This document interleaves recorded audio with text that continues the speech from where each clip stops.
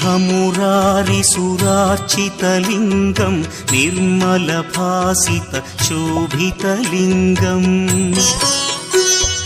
जन्मजदुःखविनाशकलिङ्गं तत्प्रणमामि सदा शिवलिङ्गम्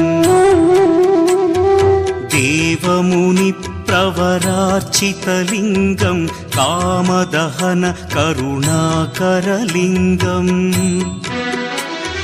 रावणदर्पविनाशकलिङ्गं तत्प्रणमामि सदा शिवलिङ्गम् सर्वसुगन्धसुलेपितलिङ्गं बुद्धिविवर्धनकारणलिङ्गं सिद्धसुरासुरवन्दितलिङ्गं तत्प्रणमामि सदा शिवलिङ्गं कनकमहामणिभूषितलिङ्गं फणिपतिवेष्टितशोभितलिङ्गम् दक्षसुयज्ञविनाशनलिङ्गं तत्प्रणमामि सदा शिवलिङ्गम् कुङ्कुमचन्दनलेपितलिङ्गं पङ्कजहार सुशोभितलिङ्गम्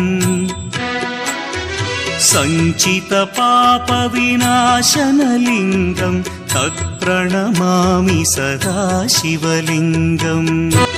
देवगणार्चितसेवितलिङ्गं भावैर्भक्तिभिरेव च लिङ्गं दिनकरकोटिप्रभाकरलिङ्गं तत्प्रणमामि सदा शिवलिङ्गम् अष्टदलोपरिवेष्टितलिङ्गं सर्वसमुद्भवकारणलिङ्गम्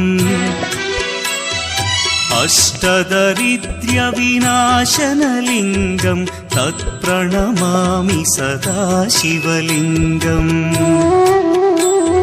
सुरगुरुसुरवरपूजितलिङ्गं सुरवनपुष्पसदार्चितलिङ्गम् परमपदं परमात्मकलिङ्गं तत्प्रणमामि सदा शिवलिङ्गम् लिङ्गाष्टकमिदं पुण्यं यः पठेच्छिवसन्निधौ शिवलोकमवाप्नोति शिवेन सह मोदते।